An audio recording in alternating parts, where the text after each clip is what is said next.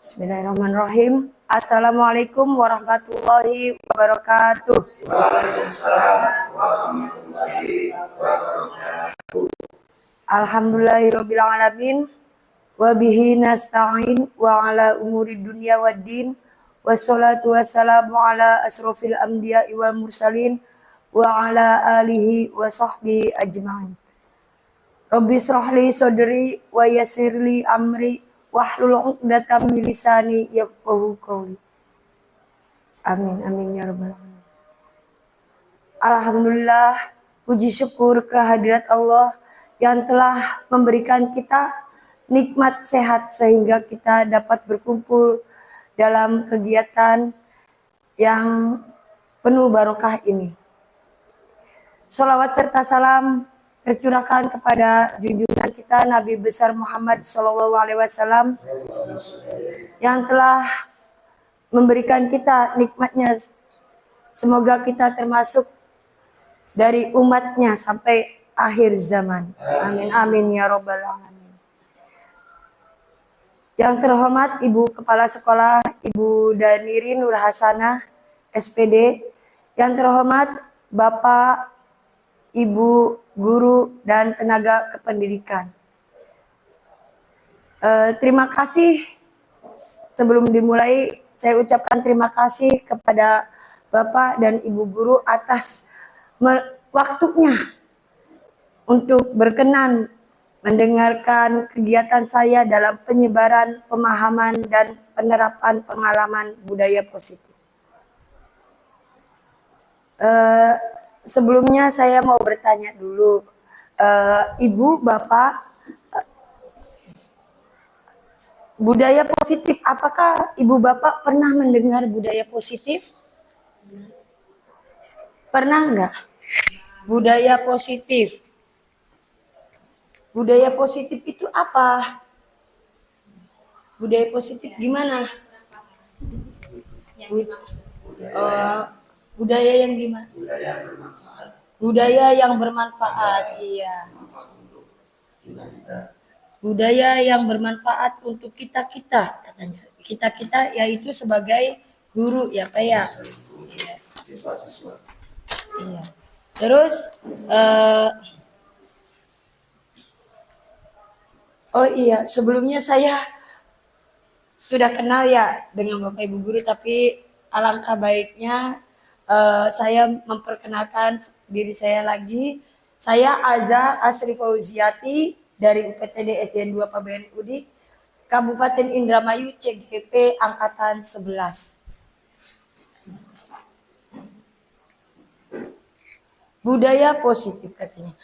Pak Nadi sudah menjawabnya, budaya positif yaitu budaya tentang kebaikan-kebaikan dan sesuatu yang bermanfaat. Ya, budaya positif, segala sesuatu yang positif-positif ya Pak ya. Bisa juga ya Pak ya. Nah, selanjutnya kita masuk ke konsep inti budaya positif. Konsep inti budaya positif. Nah, di dalam budaya positif itu ada konsep inti, yaitu yang pertama, perubahan paradigma belajar. Yang kedua, budaya positif. Yang ketiga, nilai-nilai kebajikan. Yang keempat, kebutuhan dasar manusia. Yang kelima, motivasi perilaku manusia. Yang keenam, posisi kontrol guru. Yang ketujuh, keyakinan kelas. Yang kedelapan, segitiga restitusi. Konsep inti ini diambil dari apa yang saya pelajari dari model 1.4. Jadi di dalam CGP itu ada beberapa modul, dan di modul 1 itu ada modul 1.1 tentang pemikiran dan filosofi Ki Hajar Dewantoro. Yang modul yang 1.2 yaitu nilai-nilai dan peran seorang guru. Yang ketiga, membuat visi guru penggerak. Yang keempat yaitu budaya positif. Nah, ini adalah konsep-konsep intinya.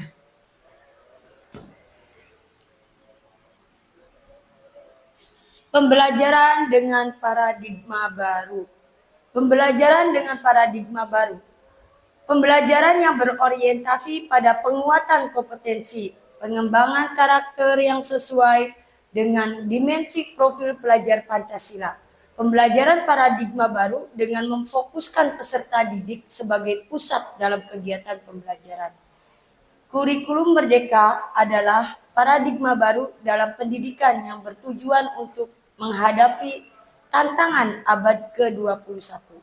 Menekankan pada pengembangan keterampilan seperti keterampilan berpikir kritis, kreativitas, kolaborasi, komunikasi, pemecahan masalah, dan literasi digital.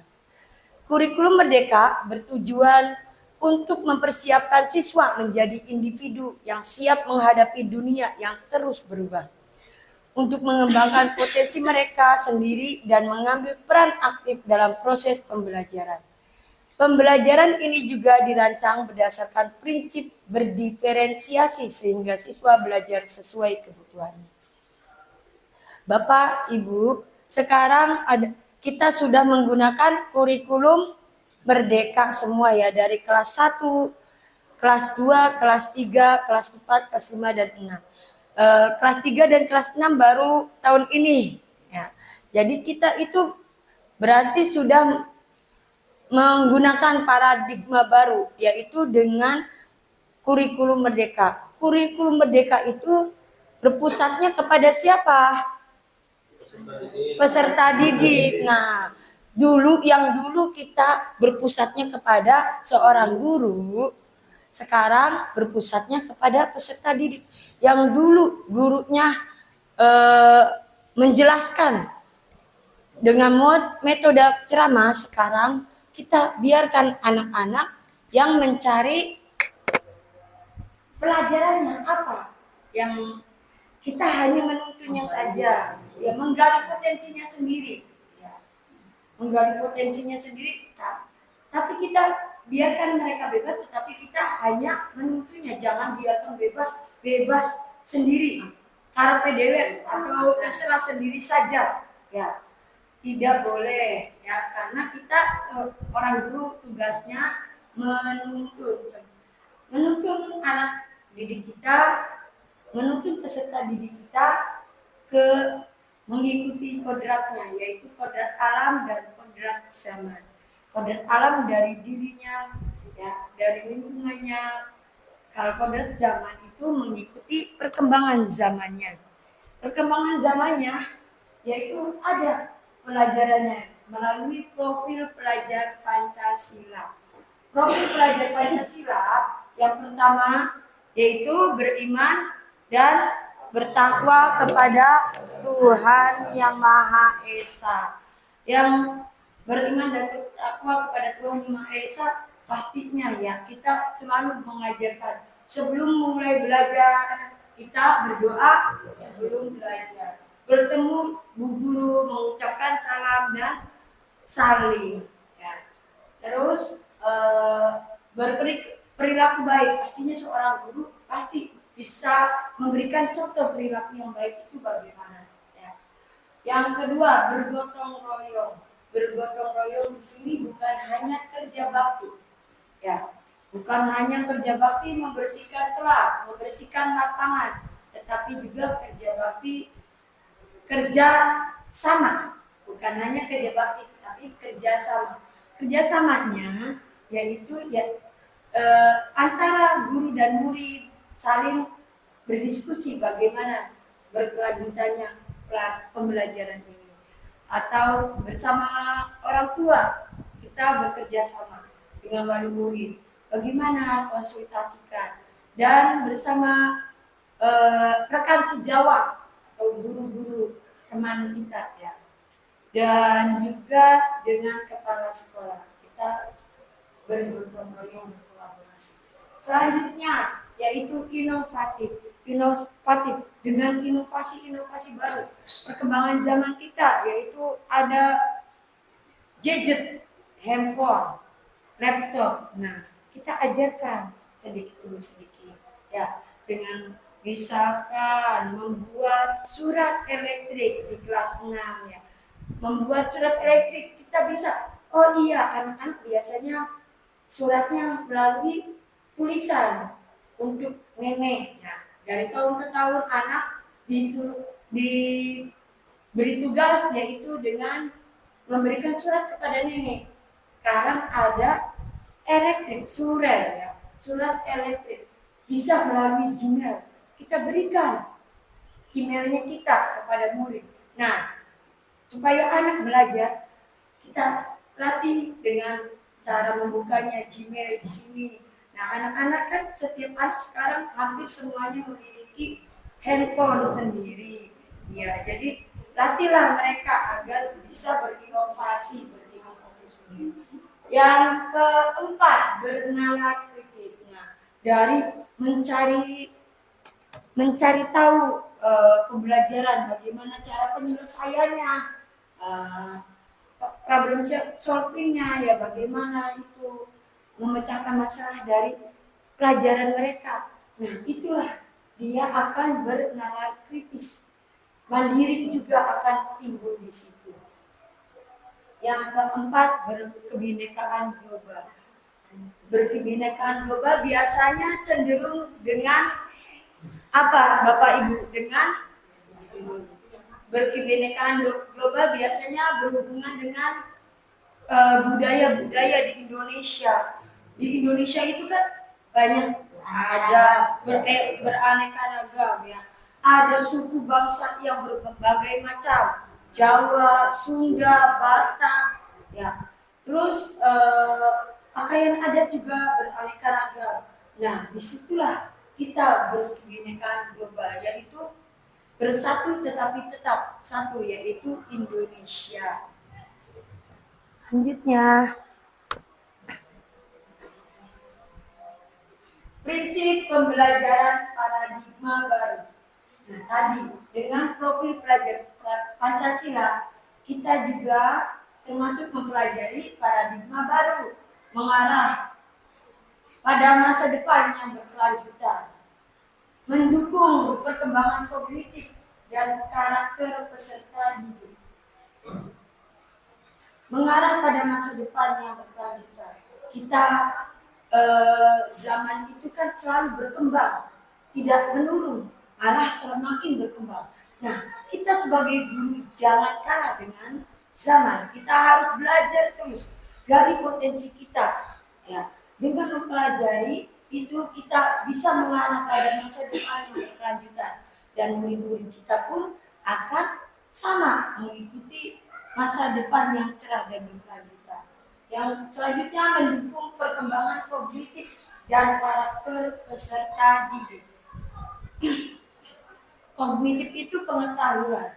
Nah, mendukung pengetahuannya dengan cara apa? Sekarang banyak anak-anak malas membaca buku, bisa melihat dari misalkan handphone yang sekarang sering dipegang anak-anak, handphone. Iya, Google, dari Google-nya. Nah, dari situ kita kasih tugas lah lewat handphone itu, biar mereka lebih aktif untuk semangat belajarnya. Karena biasanya dari buku itu anak-anak lebih bosan, gak mudah bosan ya. Jadi kita gali pengetahuan bukan hanya dari buku saja, bisa juga dari TikTok. Ya, sekarang TikTok juga ada pembelajarannya, di-share dari guru-guru banyak sekali. Dan juga ada Google, YouTube, ya. Banyak lagi yang lainnya. Yang selanjutnya, menyesuaikan konteks kehidupan peserta didik. Terus membangun kapasitas belajar peserta didik menjadi pembelajar sepanjang hayat. Nah, belajar itu sepanjang hayat. Ya, belajar sepanjang hayat. Bukan hanya muridnya saja yang belajar sepanjang hayat. Kitanya juga sebagai guru agar tidak tenggelam dengan zaman, ya. Jadi kita harus selalu belajar agar bisa memotivasi anak. Kita harus bisa terlebih dahulu, supaya kita jangan kalah dengan murid, ya. Jadi kita harus berkembang. Ayo gali potensi kita. Selanjutnya mempertimbangkan kebutuhan capaian belajar peserta didik. Nah, kebutuhan capaian peserta didik, kebutuhannya apa saja? Oh, ini masih kurang. Oh, ini yang sedang, ini yang tinggi tingkatannya. Itu harus mempertimbangkannya. Kita harus mempertimbangkannya dengan penilaian-penilaian yang biasanya kita lakukan. Setiap ada kegiatan, kita juga pasti bisa melihat anak-anak kita untuk mencapai kebutuhannya masing-masing. Udah berapa menit?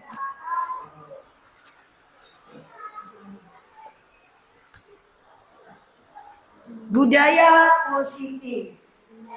Budaya positif yang sudah kita lakukan biasanya yaitu budaya positif itu dengan 5S ya.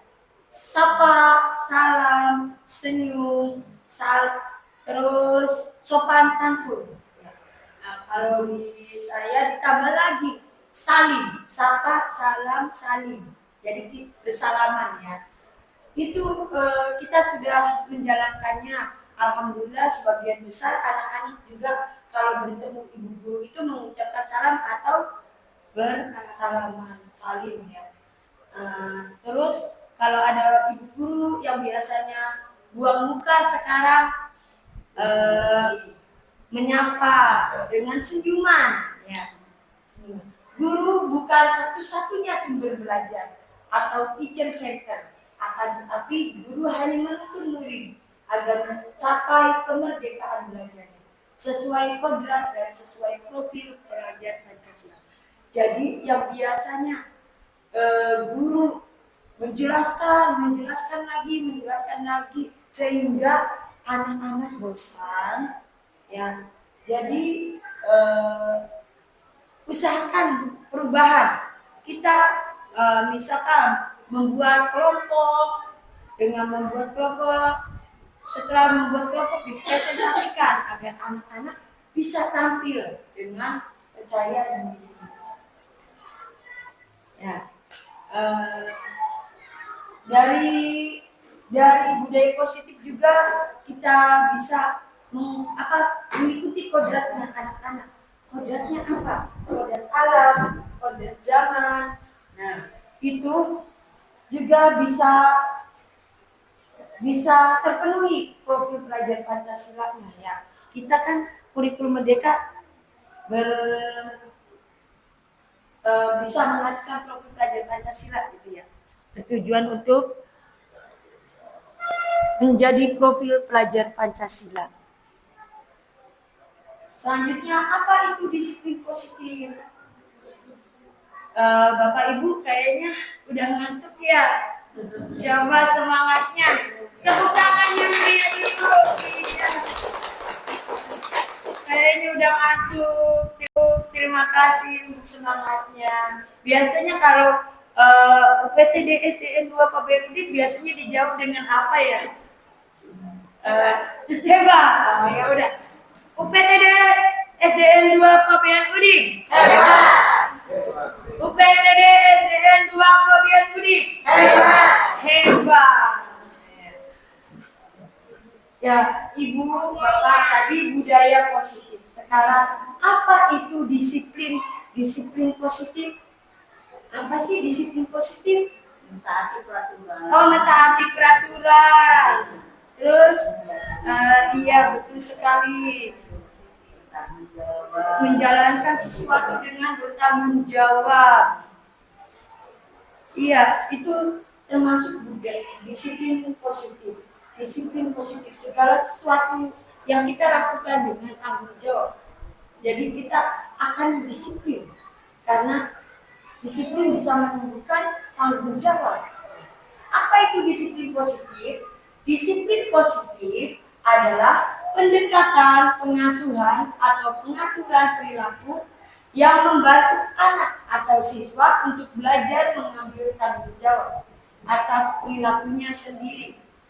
Belajar mengelola emosi dan berpartisipasi dalam proses menciptakan lingkungan yang positif. Belajar mengambil tanggung jawab. Dengan disiplin kita akan timbul tanggung jawab. Dan anak-anak yang disiplin juga, kita mengajarkan anak-anak disiplin juga, akan timbul rasa tanggung jawab dari dirinya anak masing-masing. Dan belajar mengelola emosi. Dengan disiplin, anak-anak juga bisa mengelola emosinya, bisa mengontrol emosinya sendiri, ya. Dan berpartisipasi dalam proses menciptakan lingkungan yang positif. Proses menciptakan lingkungan yang positif. Lingkungannya itu damai, tidak dengan penuh bully, ya. Sekarang marah sekali dengan kasus bully, tapi alhamdulillah semoga selalu senantiasa di sekolah kita jauh dengan bully, dari guru ke siswa atau dari siswa ke siswa. Ya, semoga kita selalu disiplin positif. Pendekatan ini memfokuskan pada solusi dan pengakuan terhadap perilaku positif dan tidak hanya pada hukuman untuk perilaku yang buruk. Disiplin positif bertujuan untuk menciptakan lingkungan pembelajaran berbasis interaksi saling mendukung antara guru, siswa, dan orang tua. Nah, dengan disiplin positif juga kita banyak berkolaborasi dengan siswa, dengan orang tua, dengan sesama guru. Dengan disiplin positif juga kita menciptakan lingkungan yang damai, ya. Berdiskusi juga tidak saling meluapkan emosi, tetapi kita bisa mengontrolnya dengan baik karena kita memiliki disiplin positif itu sendiri.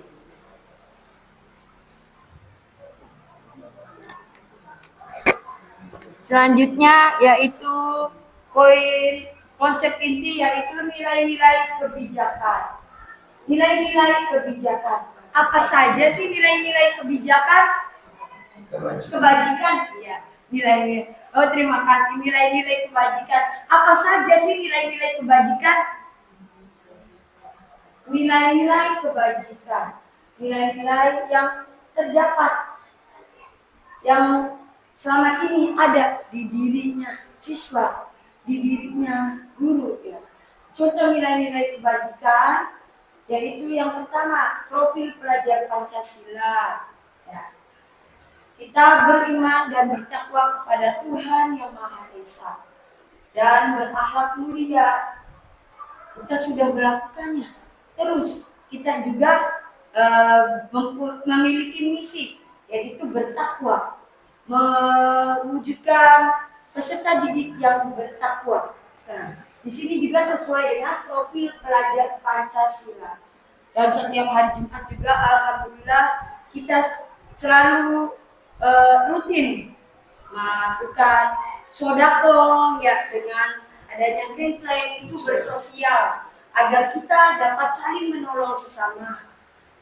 Terus beriman, kita jadi dengan mengaji bersama, jadi iman kita sebagai guru, iman peserta didik juga semakin kuat. Ya. Bertakwa, berakhlak mulia. Nah, berakhlak mulia juga tadi murid-murid kita dengan kitanya juga mencontohkan yang baik. Jadi murid-murid kita juga alhamdulillah mengikutinya dengan baik. Berkebinekaan global, di sini di Indramayu banyak juga budayanya, ya. Indonesia lebih luas dan Indramayu banyak juga. Salah satu antaranya yaitu buta, ya. Kemarin juga ada buta sanga, ya. Terus ada singa Depok. Terus ada juga berotan, reog, iya. Tari topeng. Nah, tari topeng juga kita sudah pernah mengikuti, ya. Perwakilan 5 anak mengikuti tari topeng bersama dengan Ibu Bupati kita. Nah, itu juga dari berkebinekaan global kita. Dan setiap hari Sabtu juga kita mengikuti tari topeng ya. Guru-gurunya juga alhamdulillah ada yang mengikuti tari topeng tersebut. Dan budaya-budaya juga bukan hanya ke budaya itu saja. Kita juga ada budaya dari bahasa. Di Indramayu ada bahasa. Iya, adat istiadatnya juga ada. Terus ada bahasanya. Di Indramayu juga sebagian Indramayu Barat itu ada bahasa Sunda. Nah, itu juga termasuk berkebinekaan global. Gotong royong. Nah, gotong royong. Misalkan ada gotong royong itu begini ya Bulan. Misalkan ada yang ulangan mencontek itu gotong royong ya Bu. Gotong royong bukan. Gotong royong bukan gotong royong dalam hal bukan mencontek, tetapi gotong royong dalam hal positif tadi melakukan budaya positif dengan bersama-sama juga termasuk gotong royong juga.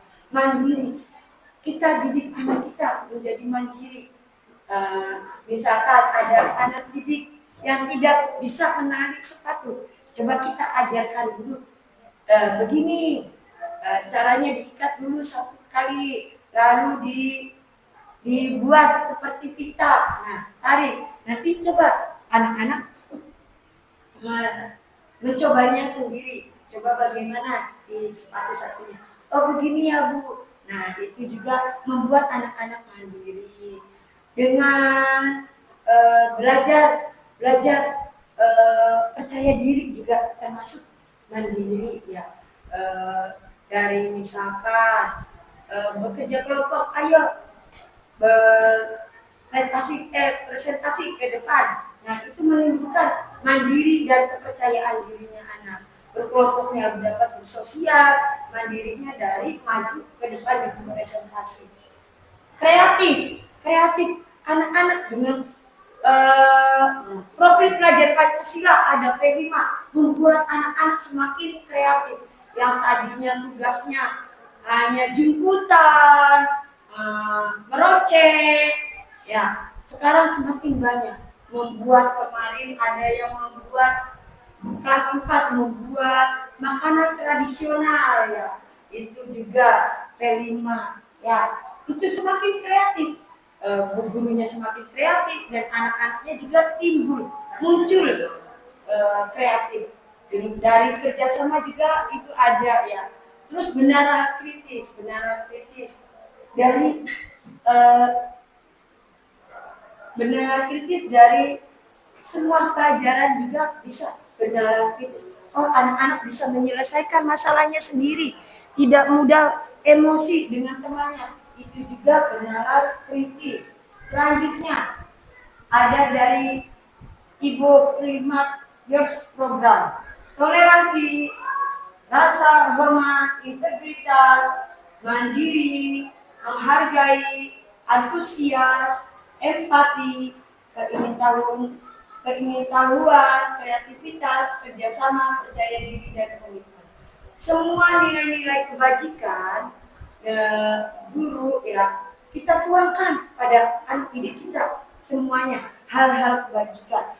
Insya Allah anak-anak kita akan mengikutinya karena guru itu digugu dan ditiru. Ya. Keterampilan hidup dapat dipercaya. Coba kita bukan ini ya, bukan untuk menyuruh, tapi berilah kepercayaan kepada anak agar anak-anak itu dapat dipercaya kita.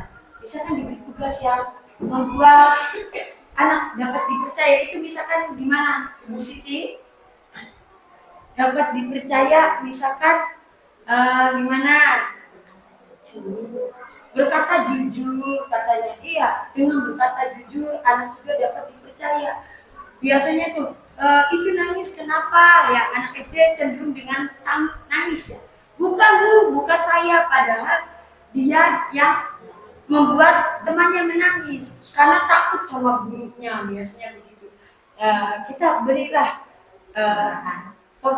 pengarahan agar dia berkata jujur sehingga dia dapat dipercaya dengan yang lain. Lurus hatinya, ya. Pendengar yang aktif. Kita jangan hanya ingin didengar oleh murid, ya. Guru itu jangan hanya ingin didengar oleh murid, tetapi guru juga harus mendengarkan keluh kesahnya murid. Bu, saya tuh tadi malam jatuh di rumah. Dengarkan saja. Kenapa bisa jatuh, Nak? Nah, itu kita bisa mendengarkan pendengar yang aktif bagi murid. Jadi anak-anak itu kita bisa menjadi orang tua bagi anak-anak kita. Jadi anak-anak itu bisa mencurahkan hatinya kepada kita, ya. Agar kita juga bisa berkolaborasi dengan anak-anak dengan menjadi pendengar yang baik, pendengar yang aktif. Tidak merendahkan orang lain. Nah, anak-anak jangan saling mengejek, ya. Tidak boleh mengejek orang tua. Misalkan ada teman yang tidak bisa, jangan diledek atau biasanya anak-anak SD begitu, ya. Diusahakan guru-gurunya kita dekati anak-anak yang selalu begitu. Kenapa disorakin? Anak-anak yang begitu harus diperhatikan. Kita tolong, kenapa nggak bisa, gitu, ya. Terus memberikan yang terbaik dari diri. Kita berikan yang terbaik. Apa yang kita punya berikan kepada anak-anak. Jangan kita memiliki pengalaman, kita bagikan dengan teman-teman kita. Jangan pelit, ya. Nah, itulah nilai-nilai kebajikannya. Selanjutnya, 5 kebutuhan dasar manusia. Setiap manusia memiliki kebutuhan. Kebutuhannya pun berbeda-beda. Ada yang terpenuhi dan ada yang tidak. Nah, yang pertama, bertahan hidup atau survival, ya. Bertahan hidup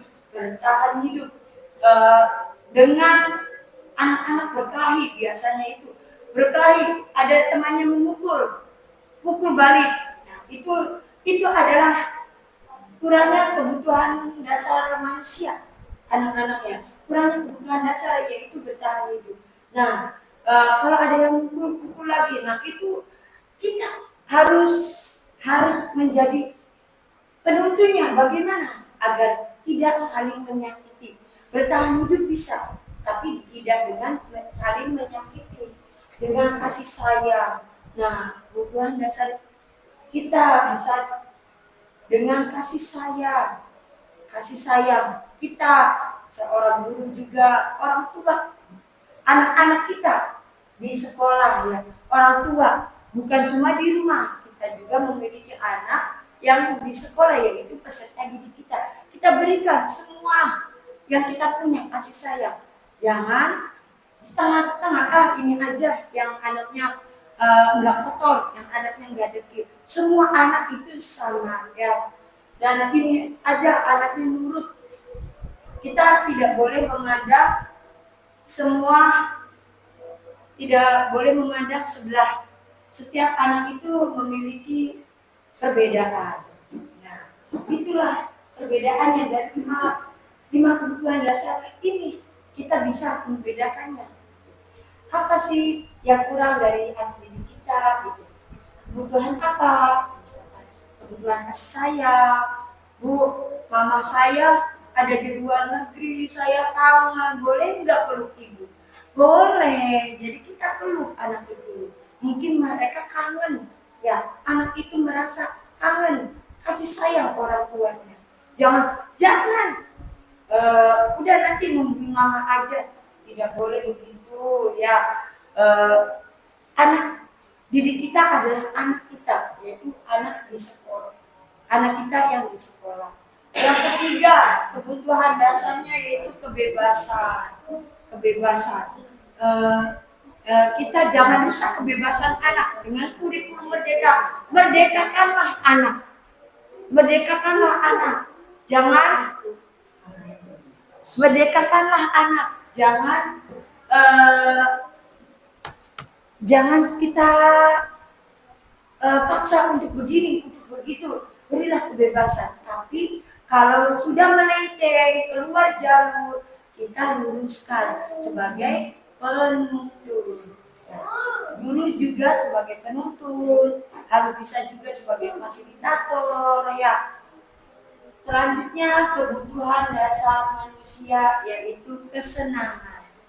Nah, anak-anak itu ada yang senang dengan kejahilannya, ada yang senang dengan candaannya, ada yang senang dengan tertawa-tertawa ya. Jadi guru menerangkan ada saja yang tertawa. Itu mungkin kesenangan anak itu kan berbeda. Tinggal kita sebagai guru bisa bagaimana caranya. Nah, jangan tertawa saat belajar, tapi jangan menggunakan kata jangan. Belajarlah dengan tertib. Nanti tertawanya bisa saat istirahat. Boleh tertawa saat ada kegiatan ice breaking misalkan ya. Jadi kita juga belajar itu jangan fokus ke buku saja. Ada anak-anak bosan kita buat ice breakingnya ya. Permainan sejenak, tidak satu hari itu dibuat ice breaking, tidak. Tapi sesekali saja kita kasih agar anak-anak memiliki kebutuhan dasarnya, yaitu terpenuhi kebutuhan dasar kesenangannya. Yang kelima, penguasaan. Nah, anak-anak karena mungkin di rumahnya ada kakaknya yang menguasai, jadi dia luapkan ingin berkuasa di depan teman-temannya. Ya, itu kekurangan penguasaan itu kita juga bisa menengahinya dengan menuntunnya. Kalau dia membuat keyakinan kelas, bagaimana perasaan Bapak Ibu saat membuat keyakinan kelas dan anak-anak Bapak Ibu saat membuat keyakinan kelas?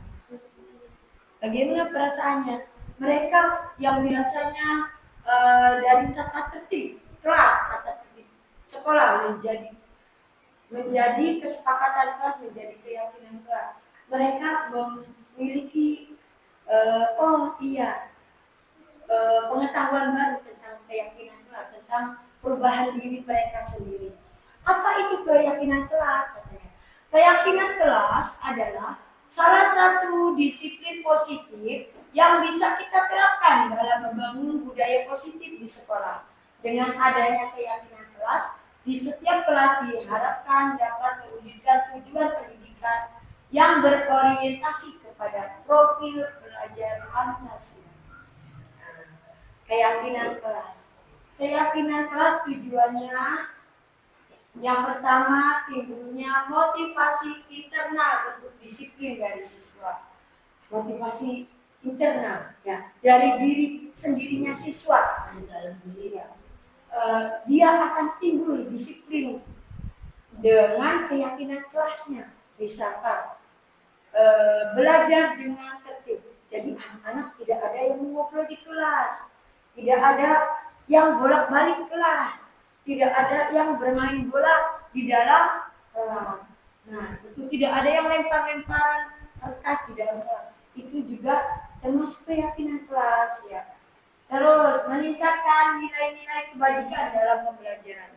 Nilai-nilai kebajikan ya tadi, nilai-nilai yang baik yang dimiliki dengan profil pelajar Pancasila, dengan takwa, kreativitas ditunjukkan oleh siswanya ya, dengan adanya keyakinan.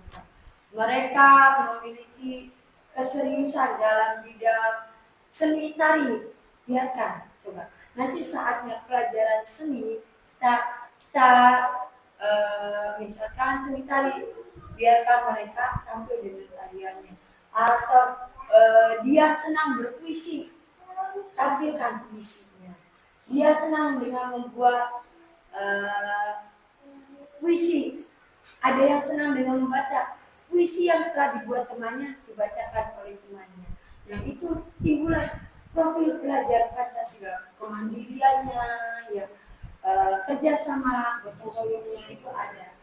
Yang ketiga, siswa dapat tumbuh menjadi pribadi yang kritis, penuh hormat dan bertanggung jawab. Dengan disiplin positif tadi, keyakinan kelasnya terpenuhi, mereka akan menjadi pribadi yang kritis, penuh hormat pada guru, hormat kepada teman-teman di kelasnya pun hormat, saling menyayangi, saling menghargai, bertanggung jawab juga. Misalkan di kelas ada jadwal piketnya, mereka pun bertanggung jawab. Perbedaan peraturan dan keyakinan. Nah, yang dulunya peraturan, tata tertib menjadi kesepakatan, menjadi keyakinan. Kata-katanya itu ada perbedaannya. Yang dulunya menggunakan kata negatif, yang contohnya apa? Dilarang, tidak boleh, tidak, jangan, ya. Dilarang mencoret-coret meja dan bangku, katanya. Keyakinannya menjaga kebersihan meja dan bangku, menjaga kebersihannya, tidak dicoret-coret. Jadi anak-anak itu, oh kita harus menjaga kebersihannya, jangan ada kata dilarang, karena kalau dilarang itu timbul paksaan, ya. Lalu ada peraturan dilarang berkelahi. Nah, yang sering berkelahi dilarang berkelahi karena tidak boleh berkelahi. Sedangkan keyakinan kelasnya saling menghormati antar teman, saling menyayangi antar teman. Dengan menghormati, menyayangi tidak akan adanya perkelahian, pertengkaran, ya.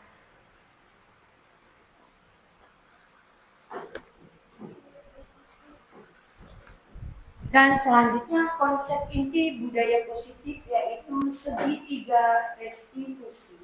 Menstabilkan, yang pertama menstabilkan identitas.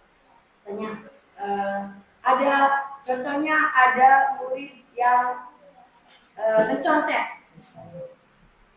Terus kita tanyakan, kita menstabilkan identitasnya yaitu dengan cara misalkan ya setiap orang itu pernah melakukan mencontek. Mencontek itu setiap anak juga pernah, si A pernah, si B pernah. Tetapi semua juga pernah melakukan kesalahan. Tapi itu bukan satu-satunya cara untuk menyelesaikan kamu belajar dengan sungguh-sungguh. Bagaimana caranya? Dengan menanyakan,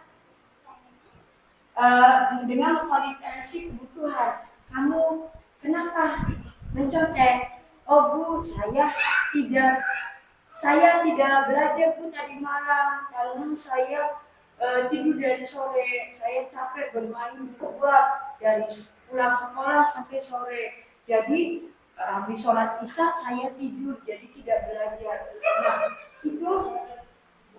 itu menvalidasi kebutuhan. Kita tahu alasannya kenapa mereka melakukan begitu, ya. Kita juga bisa memberikan solusinya atau menanyakan solusi kepada kamu punya solusi atau kamu mau solusi dari ibu, gitu ya. Kita berikan solusinya. Misalkan tadi anaknya bermain sampai sore. Nanti kalau mainan ada waktunya, ada waktu untuk mainan, ada waktu istirahat. Kita nasihati agar peserta didik tidak mengulanginya lagi. Yang ketiga, menanyakan keyakinan. Siapkah kita berubah? Siapkah murid itu berubah? Mulai kapan murid itu siap untuk berubah? Kita tanyakan, kamu ingin menjadi orang seperti apa? Orang yang baik. Maka kita harus berubah diri kita.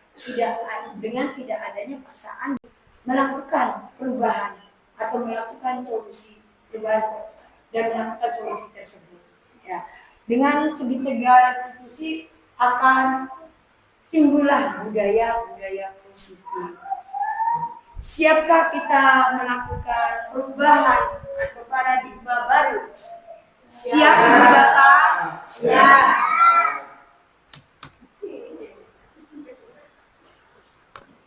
Terima kasih karena pemaparan atau penjelasan dari pemenuhan tugas saya sebagai calon guru penggerak angkatan 11. terpenuhi oleh adanya kolaborasi dari Bapak dan Ibu. Maaf bila ada kata-kata yang menyinggung atau menyakiti Bapak atau Ibu. Kurang dan lebihnya saya mohon maaf. Wabillahi taufiq wal hidayah. Wassalamualaikum warahmatullahi wabarakatuh. Assalamualaikum warahmatullahi wabarakatuh.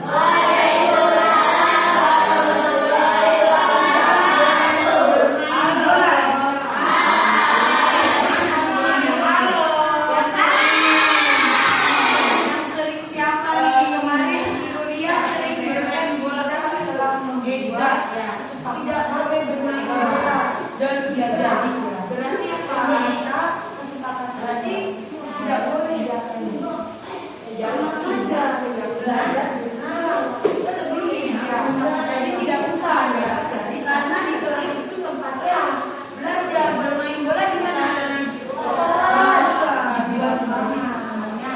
Jadi walaupun Bapak harus libur dan sekarang memantukan namanya itu kelihatan tapi dan kalian harus meyakininya juga tidak dengan cara apa? Belajar dengan keyakinan keras dalam bola dengan cara tidak boleh keluar tanpa izin besar, tidak boleh dilakukan yang tidak boleh dilakukan sama saja kalian belajar karena keluar masuk kelas juga tidak berarti kita keyakinan kelasnya itu ada ibu bermediakan jadi di kajian nanti kita selanjutnya kata dan kata ini juga sudah disepakati yang ini ada ya kalian ini nanti kalian ada lagi keyakinan kelas nanti sudah di keyakinan kelas itu kata-katanya itu tidak boleh kasar tidak boleh mengandung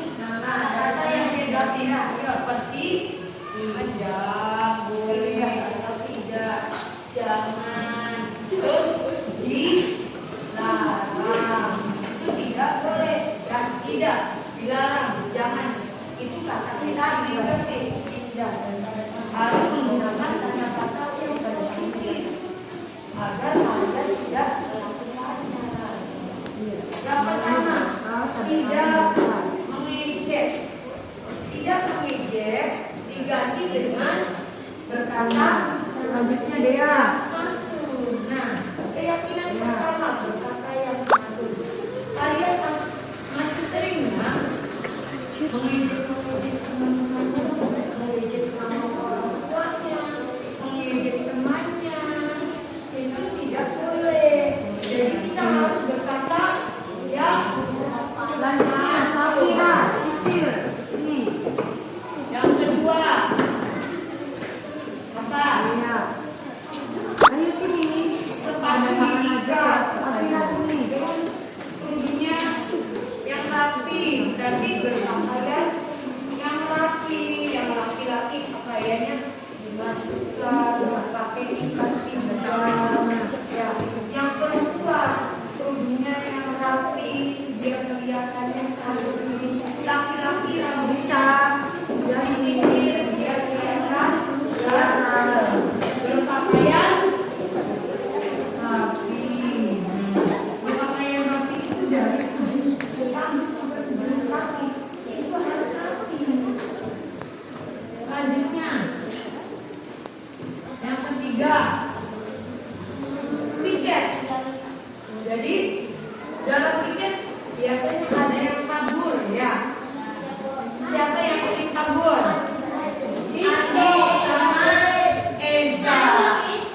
Agar kalian dapat juga agar kalian melakukan piket dengan cara bertanggung jawab.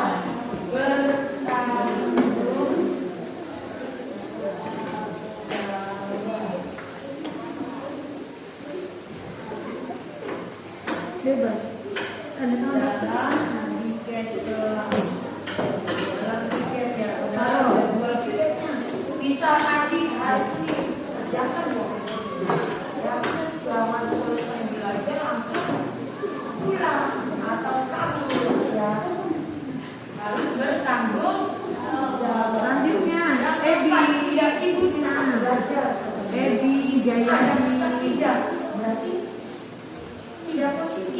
Jadi dalam keyakinan kelas itu harus mengandung kata-kata yang positif, jangan negatif. Apa? Tidak itu saat belajar. Bisa diganti dengan belajar dengan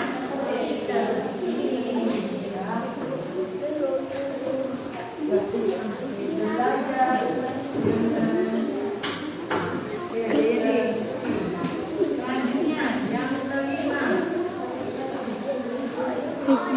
periksa kebersihan kuku, rambut, telinga. Nah, biasanya kita baru siapa?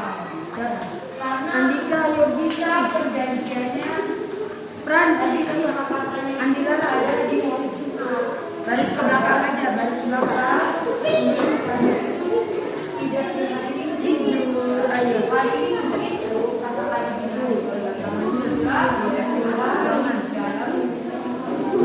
Jadi diperiksa kebersihan itu di hari Jumat.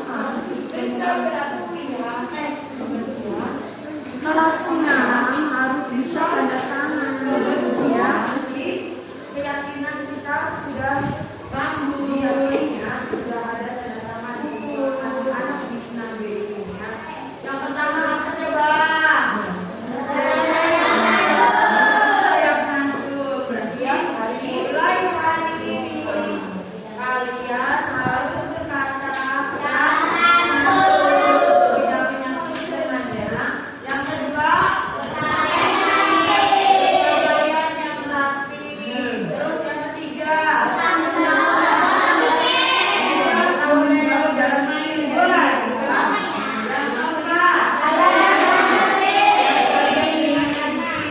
Yang keempat siapa nih? Ibu dia sering di keyakinan kita sudah diyakini ya, sudah ada tanda tangan semua anak-anak belum Nabi. Yang pertama apa coba? Yang satu berarti mulai hari ini kalian harus berkata yang satu tidak menyangkut dengannya. Yang kedua pakaian yang rapi. Terus yang ketiga tanggung jawab dalam pikir jadi ya. Yang keempat dengan tertib. Yang kelima Assalamualaikum, saya Rizky.